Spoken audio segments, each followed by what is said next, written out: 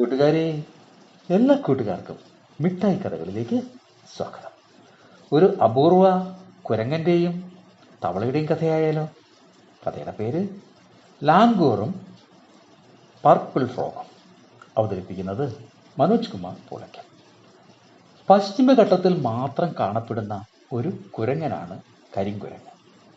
നീലഗിരി ലാംഗൂർ എന്നാണ് ഇംഗ്ലീഷ് പേര്.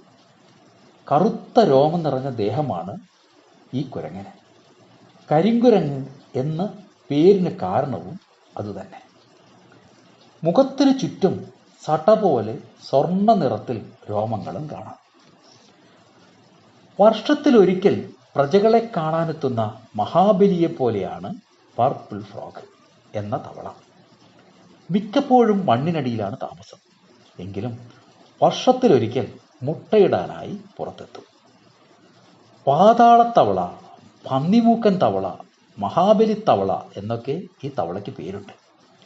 ജീവിക്കുന്ന ഫോസിൽ എന്നൊരു വിളിപ്പേരും ഈ തവളയ്ക്കുണ്ട്.